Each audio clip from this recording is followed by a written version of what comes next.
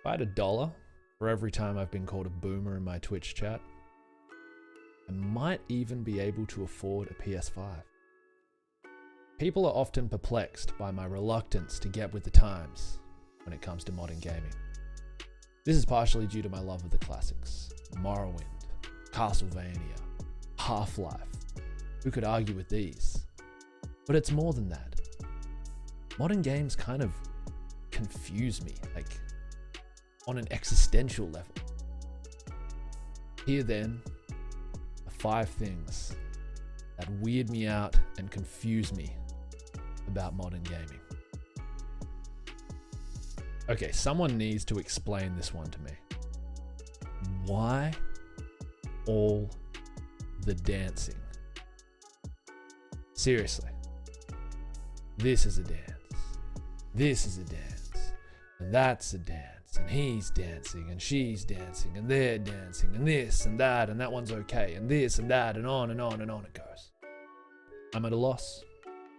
How are all these characters with their game worlds filled with an endless cycle of death and destruction and killing and mayhem, how are they all masters of these small, minute, personalized dances?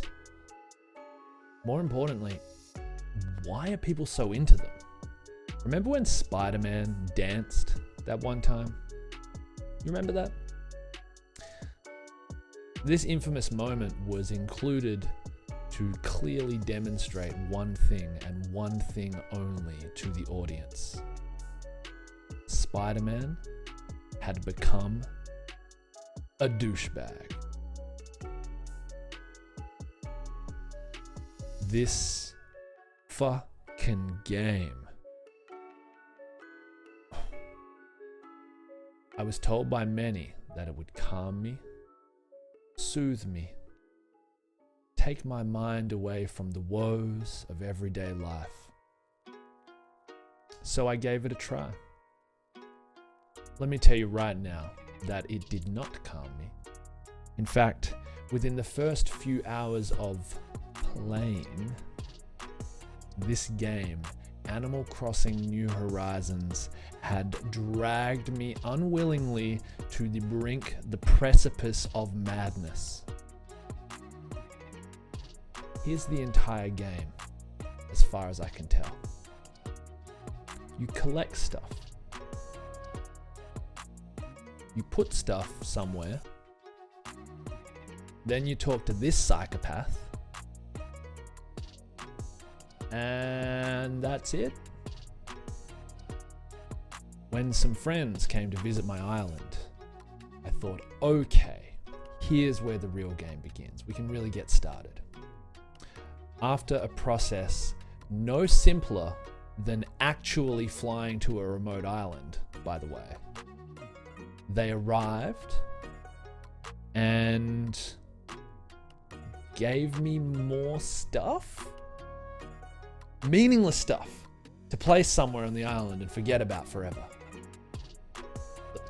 Unless this is some kind of clever commentary on the gaping hole in the heart of consumer culture, then I don't get it. I do not get this thing.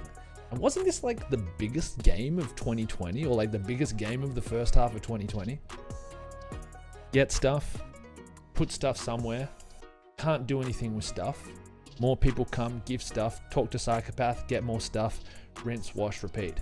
Next, I'm done. No. As of June, July 2021, here are the 3 hottest titles on PS5. A DLC. A remake of a PS3 game. This is the best one. DLC for part 1 of a remake of a PS1 game. That'll be $5,000, thanks. Speaking of which, there is so much I've been wanting to say on this topic.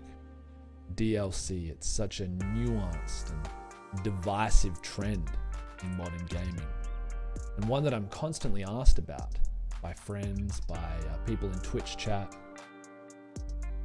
but I wanted to spend some time to formulate my opinion. I've been holding my tongue. Wanted to make sure I came out knowing what I wanted to say. It's been some time now though. So let me say that, and let me make this really clear, okay? That this part of the video will be coming to the eShop just in time for Christmas 2021, baby. Let's go. When I was a wee lad of 10 years of age, I received a black Game Boy for Christmas, along with 2 carts, Super Mario Land, Mega Man, Dr. Wily's Revenge. It was a really good Christmas. These were the only 2 games I had for several months, after which I received 2 more. A port of Mortal Kombat 2, because it had gone on sale, I think, and the fantastic, the sublime Link's Awakening. Still one of my favorite games. Fast forward about 6 months, and we received a second-hand Super Nintendo, along with like 8 games, including Super Mario World, Super Mario Kart, Donkey Kong Country 1, 2, 3, Mortal Kombat 3, Street Fighter 2, and the only game that I am to this day undefeated at, unbeatable at, and unbeaten, Super International Cricket, baby. How's that? I could have sworn to you on that day that I had just received the single greatest gaming haul that ever had or ever would happen on planet Earth. It's the year 2021, and between my GOG, Steam, Game Boy Advance, Color, DS, Switch, PS3, Super NES collections, I must have somewhere around 350 games. Now, the fact that you're not really impressed by this number speaks volumes about modern gaming. I'm not even a real collector. In fact, I'm pretty conservative when it comes to making purchases. This phenomenon of lamenting one's immense backlog was unheard of. Of course, the downside to this is the slow death of physical gaming, which is sad, believe me. But regardless, the pure breadth of experiences available to the modern gamer makes this a fantastic time to be in the hobby.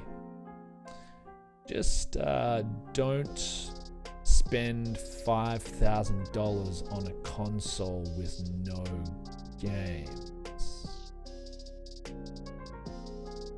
Thank you guys so much for watching the video up to this point. I hope you enjoyed it. I hope I didn't upset anyone.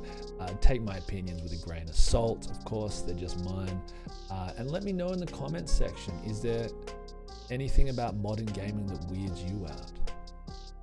Is there anything about what weirded me out that weirds you out? Is this weird right now?